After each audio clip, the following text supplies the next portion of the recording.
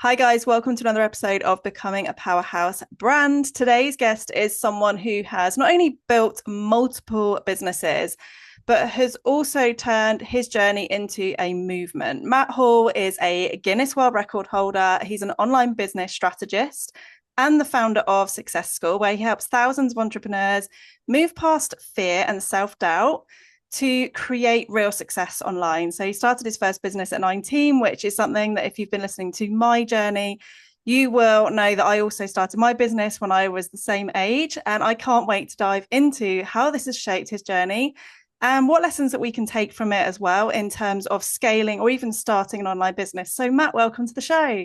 Wow, that sounded so professional. I'm going to, I was like, I'm starting a movement, and then I'm going to think, I'm assuming we probably sent you that, but it sounded good anyway. It sounded But awesome, thank didn't you. it? Yeah, it did. Thank you so much. It's really nice to connect with you, and I just love your vibe, your energy, and that was really interesting because I didn't know we started our businesses at the same age, Yeah. right? So it's probably quite some common stuff that we've got in common there. Yeah, definitely. I'd love to know, actually, like if we just dive straight into it, what made you start at 19? Like, was there kind of an entrepreneurial background? Did you have other people that you were following in that journey? Was it always something you wanted to do? Oh God, no! Like I'm the opposite. I always say, you hear these stories now from your, I don't know, your Gary Vaynerchuk's, and they're always talking about the 11-year-old that sells lemonade on lemonade stands and all this kind of stuff that's entrepreneurial. I was not entrepreneurial at all. I always wanted to be a performer and an actor, and I was sort of like quite creative and stuff like that. But I think back then, I don't think entrepreneurship was something you really heard of. Like when I was at school, when I was like 14, 15, 16. Yeah. Yes, there was performers and actors and things like that. So that was the thing that I was always interested in. But the truth is, I started a business kind of just by taking an opportunity and not really thinking about it, which probably sums me up a little bit. But so I was acting. I did some television work when I was like 15, 16. And then I joined a Take That tribute band when I was 17. So I was touring every weekend at 17, just thinking I've made it. I'm getting paid hundreds of quid, on the weekend to just perform to screaming audiences. I was like, this is it at Yeah. 17. Um, but the reality was the guy who managed us was just not a really nice person. We didn't like him. He was a bit of a bully.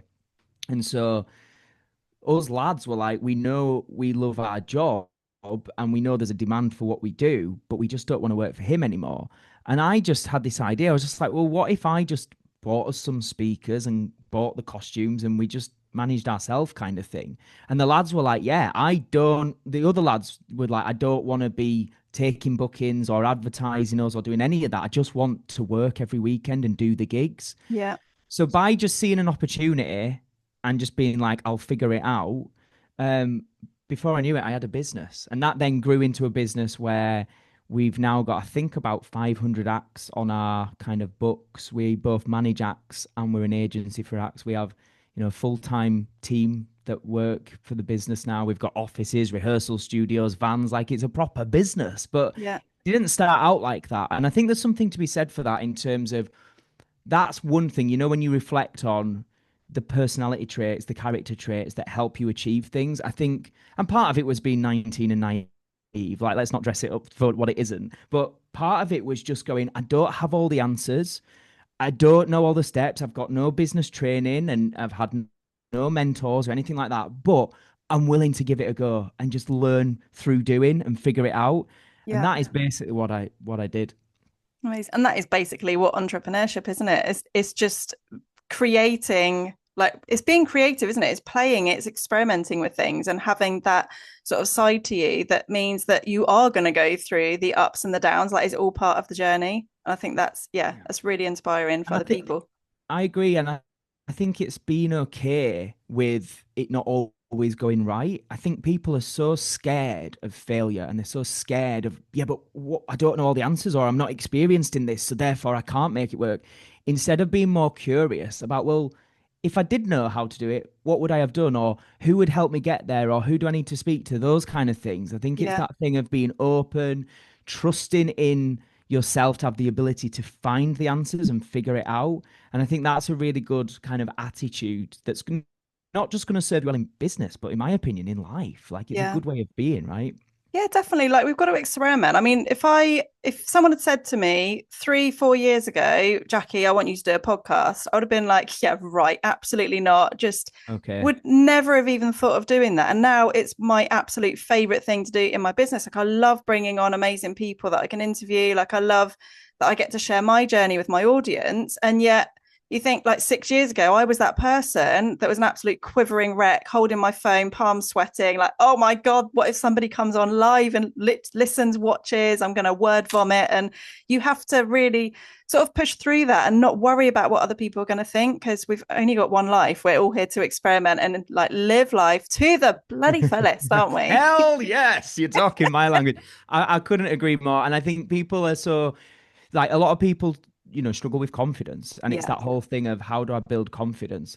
And from my experience, like one of the main ways of building confidence is by being okay with not being confident and doing it anyway. Yeah. So like nobody's like confidence comes from a level of evidence that you can do this.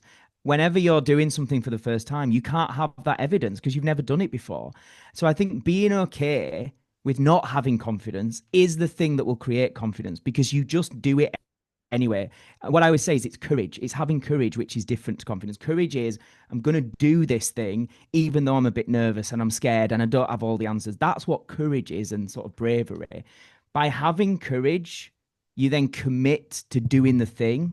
And that's what breeds the confidence that actually I can do the thing.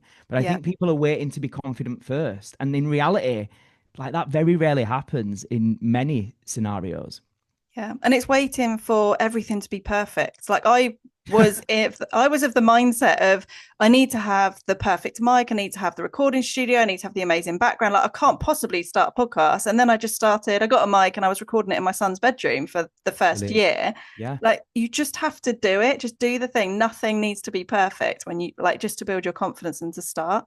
And I'm sure you'll agree, we're still waiting for it to be perfect because Yes. it just doesn't exist, right? There No. is no perfection. And it's almost like it's that imperfection that actually people warm to and relate to anyway. So it's kind of silly that we do that to ourselves and we convince ourselves it needs to be Yeah. something that it really doesn't need to be. Yeah. And you help people in like your programs with your coaching to move past that fear and those self doubts that creep in, as it always does. Have there been times in your own journey where you've felt that doubt creep in and just thought, do you know what, it would just be easier to just go and get a normal job, just go and do a normal thing? Like, have you ever had that happen to you and how did you move through it? Oh, I mean, I've had that daily at some points in my journey. I mean, the first I would say about 8 years of running my business was awful. Like I know it sounds quite dramatic, but I think if I'm honest, like it was crap. I didn't love those first years because I was working 7 days a week. I didn't have all the answers and the experience. I was making mistakes. I trusted people I shouldn't have trusted that stole thousands of pounds from me. I hired the wrong people that I had to let go. And if anyone can relate to that, like having to let someone go from your business is one of the most emotional, toughest things to do. And I had to do Yeah. that multiple times because I got it wrong multiple times. I made so many mistakes. And back then, when I was 19, so that's 15 years ago this year, I wasn't aware of business mentors that you could access or even like podcasts Yeah. or It wasn't YouTube a tutorials. thing, was it? I don't, I mean, it might have begun, but it wasn't like as mainstream as it is now. It yeah. certainly wasn't something that was on my radar. So all I knew is my dad's a fireman, my mum's a hairdresser. Nobody in my family's ever set up a proper business. I wasn't taught it at school.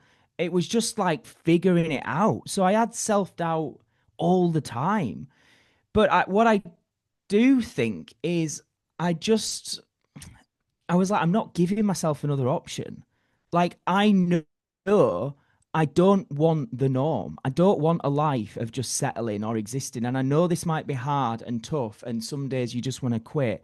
But I think I'm quite good at always thinking, but what's the alternative and how would that feel like? And the alternative was going and working for somebody else. And I've never done it. Honestly, I've never had a job. I don't know what it's like to have a job. I mean, I was part time at 16 in Nando's. I did one shift a week for a bit at 16 years old. And honestly, aside from that, like I say, I was a performer. I was out, jobbing as a self-employed performer. And then from 19, I've run my own businesses.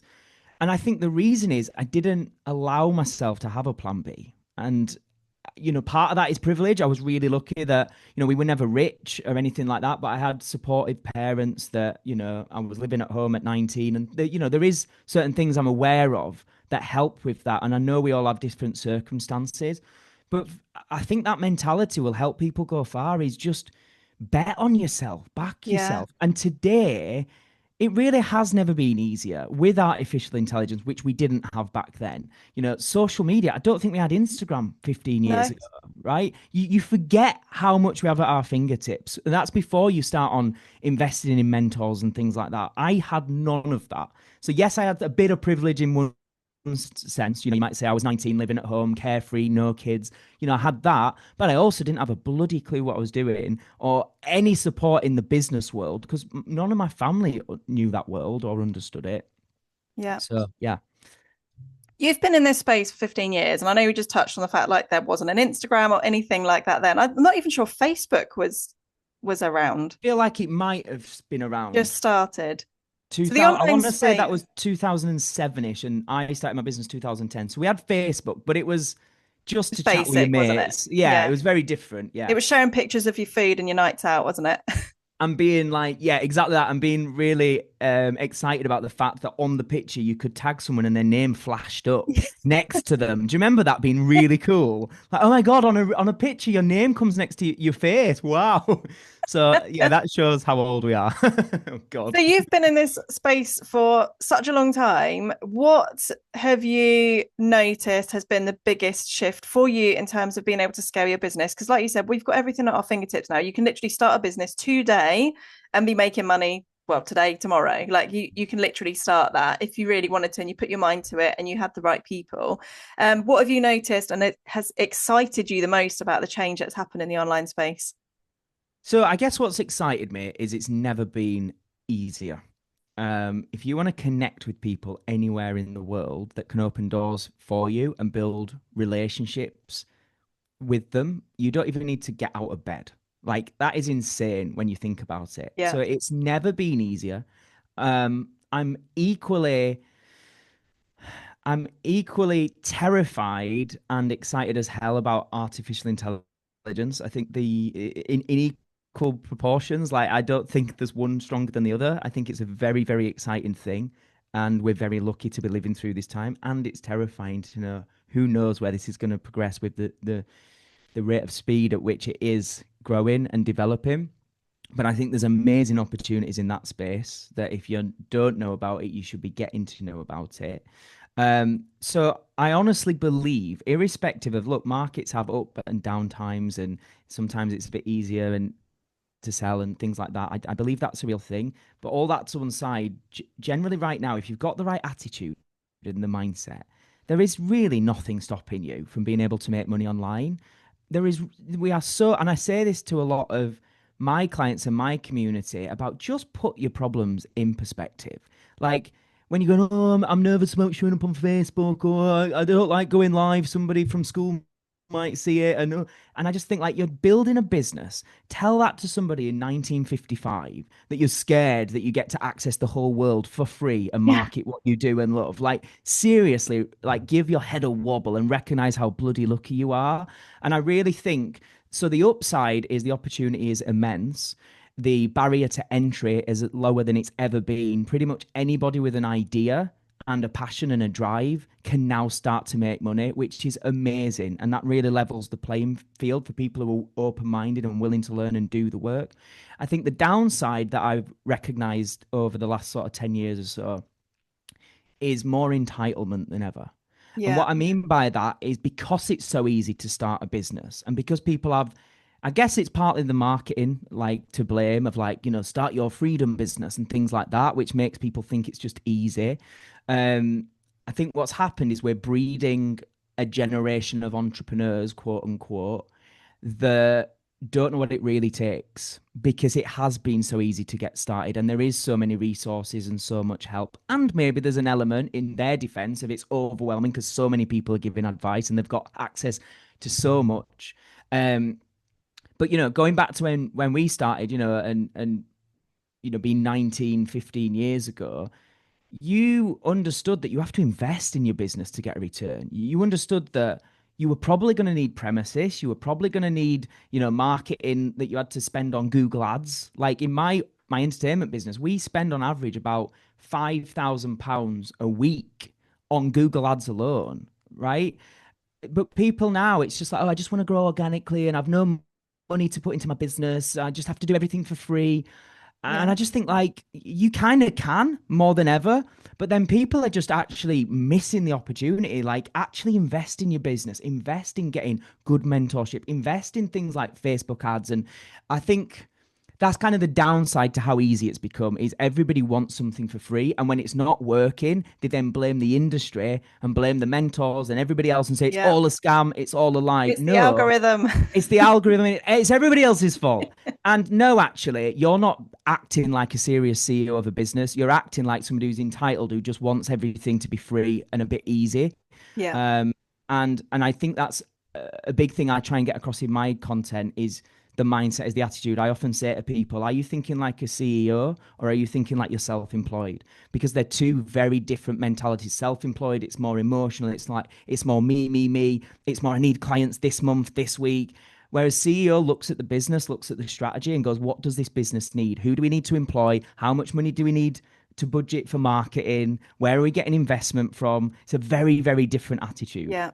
Yeah. And I think, like you said, you can absolutely grow very organically and do all of that, but then you can't put the expectation on of, okay, I want to achieve like 10K months in 3 months' time. Like you need to have that advice and the support there to build a business. Like there are things that you need, like tools, systems, tech, like all of that is part of business, isn't it? Especially in the online space. Like you can't just be, okay, I've created an Instagram account, my website's out there. Where are the clients? Like it's just not going to happen. It's not realistic. Yeah, I mean, Um, some people do, and that's the problem. It's like the X Factor in it. Everyone watches the X yes. Factor and sees somebody overnight become a pop star, and then is like, "Why haven't I become a pop star overnight?" And it's like because there's those exceptions to the rule, everybody then has this fake expectation, I guess, of Yeah. what it takes. I think that's just something people have to be really careful of. Yeah. You work with mainly women, don't you, inside your programs? Do you tend to find that they are people? Because I know from myself, like I was employed and I had a business on the side, like for most of my career up until 2016. And the reason I started my business was because I wasn't able to go back to my full-time job. Like I had a baby to look after, that became my priority. And I was basically forced out of the kind of typical full part-time because that wasn't an option. And I think for a lot of women that I speak to, it's either because they've chosen to have a family and they want to have the income, they want to build that freedom and that business, or it's they've been in corporate, they've kind of worked their way up and they're just feeling like they want more, they want to experience more and have more life. What kind of people would you say you tend to bring into your programs? All of those people, really, you just described them. Um, and truthfully, being like completely honest, it was never intentional. Like when I first started coaching, which was like 6 years ago, I just showed up online as me, kind of documenting my journey initially. I mean, before that, it wasn't even a plan to be a coach. It was more just I had a podcast that I started and I just wanted to connect with my audience about something I was passionate about, which was self-development and, personal growth, really. Yeah. And for whatever reason, whether it's partly my personality or whether it's the subject, I don't know, but I just seem to attract more women that just resonated with that. I've got loads of guys as well, and it is and we've got a mixture of people, range of different backgrounds, range of different goals. Um, but yeah, it's probably about 80% of my audience are female. And that's been great for me to learn from them because, like I say, we all, as coaches, as mentors, whatever, we all have our experience and we have our story and our journey and how we did what we did. But actually, over these years of working with such a range of people, I feel like I've been blessed to really understand lots of different people's circumstances and find solutions irrespective. And I think that's the key thing is, like we were just discussing, there is a way now and it's never been easier, but it's just finding your way. And what I really try and do as somebody, that is mentoring people is I really try and make sure that I'm working with them. And it's when they're working with me one-to-one in particular, it's bespoke guidance. It's based on what they need, what they want, and their reality, their circumstances. Yeah. Doesn't mean to say I don't push people and say, come on, we're making excuses now. But I think that understanding of it's not a one size fits all approach, I think is really, really key, because people do have so many different factors in their lives which are different from person to person. Yeah, absolutely. It's got like I think that bespoke way of coaching is just an absolute game changer because everybody's individual, aren't they? That everybody has a different soul blueprint, and what works for one person might not work for somebody else. I think when you can support someone in a way that is completely tailored to them, Yeah. they're going to get the results much quicker as well. So, from somebody starting from zero, like literally, they've maybe got an idea in their head, or maybe they haven't, and they just want to start their online business, what would you say to them would be the very first step that they would need to do? Do a bit of market research. And actually, what I say is if other people are doing it successfully, that's a big green tick. A lot of people, I think, get it wrong. They're trying to find the thing that nobody else is doing. They've all Yeah, heard this thing about unique selling points. And actually, if no one else is doing it, probably 99.9% of time, the reason is it doesn't work. So I think the first thing is not be, everybody, I work with a lot of coaches and online personal trainers and like, but everybody's doing it. Well, they're not. That's not true. That's what it looks like in your world and your algorithm. Not everybody's doing it.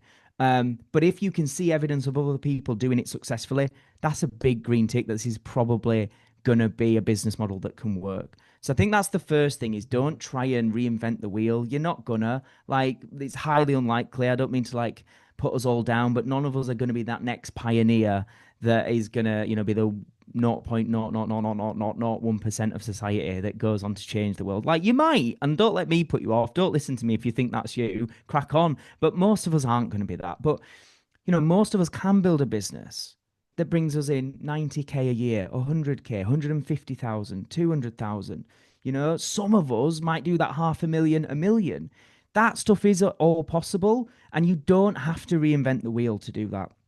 So I think yeah, that's the first thing. I would say, so based on what I teach people, I would say do a bit of a check that this is actually a business that can go on scale and not just get you burnt out.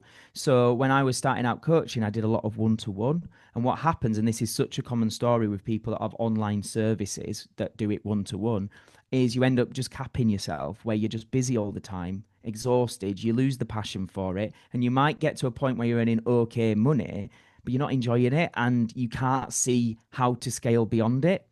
So think about ways in which you can scale. So things like courses, memberships, programs where if there's 10 people in it or 10,000 people in it, your delivery is still the same. I think that's a key thing. And another thing that I always talk about with the strategy that I teach is try and have one main signature program that's going to like do the heavy lifting for the year. So rather than just month by month living like, how many clients do I need this month? What do I need this month?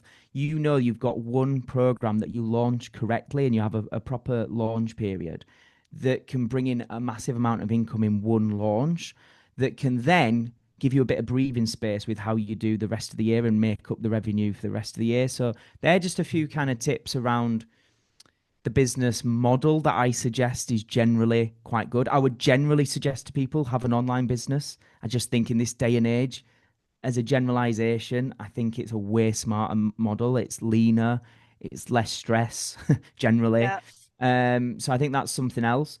And I would say as well, I mean, there's loads I could say, but start building a personal brand right now. Start showing up online, start being a human. Don't just focus. Because I think a lot of people fall into the trap of I need a perfect website and a perfect logo and perfect color schemes. And actually, in reality, and especially with AI now, none of that stuff has that much value. yeah, Everybody starts to look professional. Everyone starts to look the same because there's so many amazing apps that can make you look great for free yeah, that there's not much value in that. There is value in real people showing up with personality, with opinions, with expertise they can share. So I think I've been doing some research recently for my book that I've got coming out this year. It's my first book that I'm writing, yay. which is an amazing, exciting, and super overwhelming experience all rolled into one.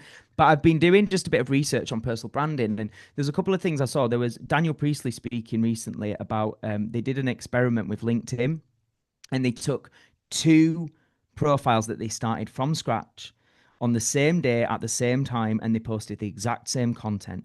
One was a business profile, one was a personal profile. And I think it was something like the personal profile grew 20 times faster and sort of bigger than the business one. And that can teach us something. People buy from people. Yeah. And that's the difference. It was the same content, but because it looked like a person was saying it rather than just a logo and a business, that's what made the difference. And I also was doing some research. There's people like Cristiano Ronaldo, I believe, on Instagram has more people following him than every football club put together. So he has more followers than Liverpool, Manchester City, Manchester United, all these big clubs put together. He has more followers, which again tells us a personal brand is Yeah. going to sell way more than a professional business.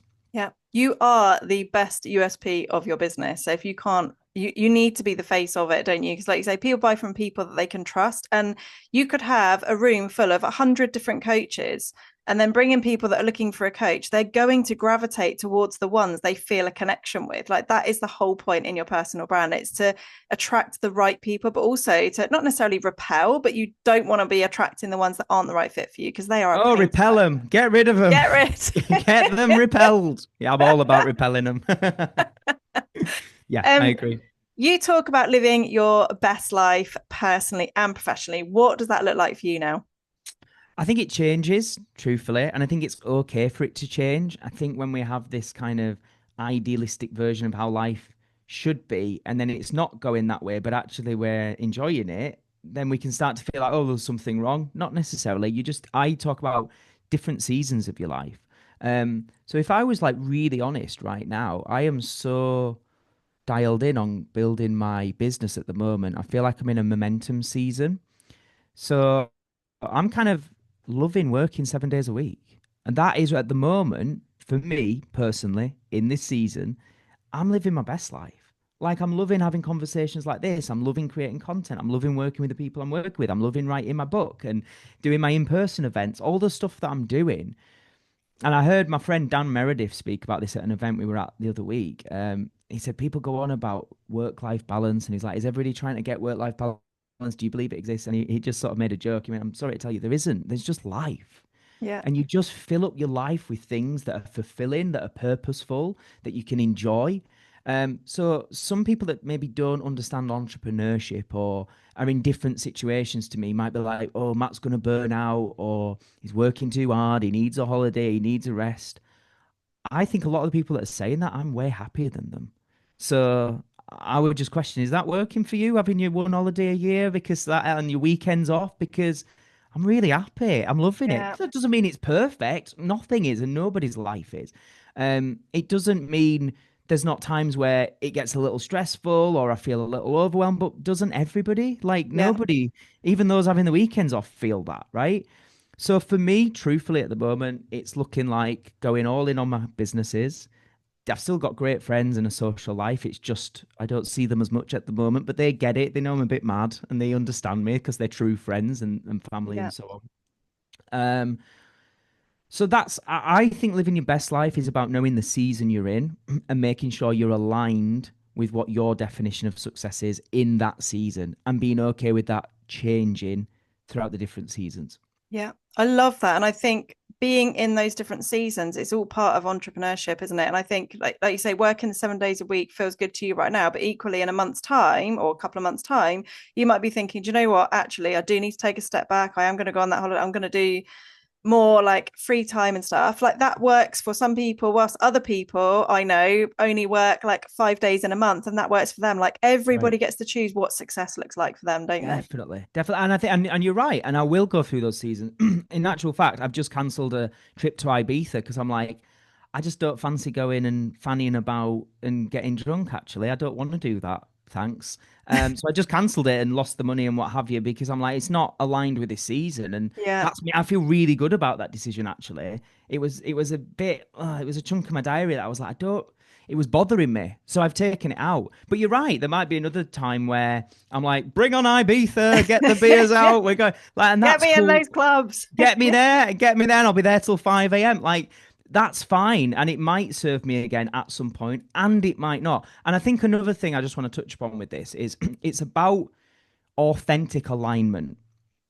And I'm genuinely, authentically feeling aligned with who I am, what I want to be doing, and how I want to spend my days. Now, there's been times before where I'm chasing goals in my business and it wasn't aligned. It was through or from a place of desperation and not feeling enough and feeling like when I achieve these goals, excuse me, when I achieve these goals, I'll suddenly feel like I'm successful and I'm confident and I'm happy and I'm content. And it was the whole like chasing the horizon thing. Like I'll Yeah. be happy then. So I was chasing the goals from, I believe, the wrong place. Actually, now I chase these goals because I love it. I already earn good money. I've already got a good life. I've already got a level of freedom and flexibility that I used to dream of. So this next phase isn't about desperation, it's about fun. I'm enjoying building this business. And I think that's key. And I think burnout happens and quite severe burnout and breakdowns and real overwhelm. And these very real problems happen when it's not authentic alignment, when you're chasing things for the wrong reasons because you think it's going to give you something that it very rarely does. And Yeah. then that opens a whole different kind of worms and problems for you. Yeah. I now know because I've been to those extremes before and I've had the breakdowns and I've done all that. I know I'm coming from the right place now. And I know it feels very different. But I think that's a bit of a journey and a process a lot of us sometimes need to go through to find that and Yeah. then we understand it. And that's where I'm at now. So I want to give that kind of disclaimer that when I say that, it's come from a real experience of getting it very wrong as well. Yeah. I've been in exactly the same place. And like you say, once you've experienced that and you can really tap into what feels good to you, you're then not having to have that external validation, are you? You've already got Yeah. everything that you need inside you and you can literally follow what feels really good in that season that you're in your business. It's a lovely place to get to. And Isn't I it? honestly thought I never would get there. And it doesn't mean you don't still have some days that are crap. We're still human. But as a general kind of rule, I am really in that place where I feel like I know myself, I know my strengths, I know my weaknesses. There's bloody loads of them. And I haven't got anything to prove to anybody Yeah. at all. No, like if you like me, that's lovely. If you don't like me, if you hate me, that's lovely. Like whatever. I know I'm living in alignment, and that's what matters. Love that. For anybody that is listening to this right now who has a business, it's going well, they're maybe booked out. I know I have a lot of people listening to the show who are perhaps like healers into wellness coaching and do a lot of one to one, maybe in person, maybe they've got a premises. What would you say to that person that is thinking about scaling their business to online to build that group program, the membership, to give them more freedom? Because at the moment, they're just constantly delivering to clients all the time. They're not giving themselves that space. What would you give them as one piece of advice to just get started? It sounds like I'm a sales pitch, but it's not. I'm sharing my experience. Get help from somebody that's done it. Whether that's a friend that's done it or whether it's hiring a strategist or a mentor. Like, I don't care, but get help because that's one of the biggest things, especially in those first 8 years, that I didn't do. I was so slow in getting help. And I think so many people do it and they just try and get the freebies and do stuff that, on their own and things like that. But you're just going to make it way harder. And if you're already in that place where you're really busy and you're stressed out and you're, booked up and overworked, you're just going to make this whole journey so much harder. And what I've seen people do is they know they want to change it. They start to change it, but they start to do it alone. It gets too hard and they just go, it's too hard and they settle and they never break that cycle. Yeah.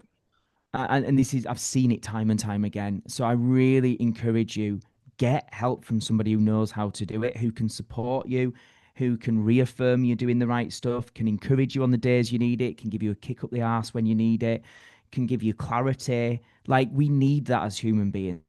We're not supposed to do everything on our own. Um, I just think it's the fastest way to genuinely change your life if you're not happy. I love that. Thank you so much, Matt. Do you want to just finish this episode telling us where we can find you and tell us a little bit about your book that's coming out as well? Oh, nobody's asked me that. It's quite a new concept. Well, the plan at the moment is the book will be published in November this year. Yeah. I've not yet revealed the title or anything like that, but how would I say it without giving the title away? Basically, it's a guide to making money, um, without being one of those shouty people on the internet telling you to buy this course for 997 or whatever. and talking about Rolex watches and Lamborghinis. Like, if you just want a normal person from Bradford that's had very normal beginnings, talk about how I've done relatively well. I'm going to share everything that I teach in that book, basically. So I'm really excited about it. It's a really great process. That requires a lot of discipline, actually, to write a book when you're very busy and doing lots of other things. It isn't an easy process, as I'm finding it. But it's really good to just take everything I've known and learn over these 15 years and everything I teach daily, but actually put it together in chapters. I'm really enjoying it. And I'm very, very excited about people reading it because I honestly think it's a little bit different to anything that's out there. I think it's practical. I think it's easy to follow. Hopefully, it's a little bit funny. Like to think I've got banter, but maybe other people disagree. So yeah, that'll be coming out hopefully in November. I would just say the easiest way to get hold of me and to keep up to date with me and know about that is just follow me on Instagram. That's my main platform at Matt Hall Official. Dead cheesy, I know, to call yourself the official you. That was when Instagram first came out. I want to put that there. That I call myself Matt Hall Official, and I've just kept it ever since. So come and follow us. And I do like to say as well when I've been on a podcast like this, like please do follow me and drop me a DM saying you've listened to this. And if you've resonated with anything I said, actually start a conversation with me because that's something else to try and give as advice is we get into, you've probably heard people call it shelf development instead of self development. Like they just develop a shelf where they've just, and all I mean by that is there's more books, more podcasts, more YouTube videos. You're just taking in information. We just stop to, we forget that they're people that we could maybe collaborate with or work together with or whatever. These are real people you can connect with. So Yeah. if you have resonated, don't just get used to listening to a different guest every week. Go and connect with the ones you resonate with or you think you might be able to work together with in some capacity and build those relationships. So please do come and say hi. Matt Hall Official on Instagram. Yeah, definitely do go and drop Matt a message. And like you just said, like we are all humans behind our brands. Like we're all on most parts. Most people are very open to having conversations. Like we want to speak Yeah. to you and we want to help you. So yeah, I hope you've enjoyed this episode. Do reach out to Matt. Make sure you give him a follow. There's also a free guide that you can get in the show notes below. So make sure you go and grab that. And thank you so much, Matt, for coming on the show. It's been a pleasure. Thanks for having me. Thanks so much, guys. I will see you in the next episode.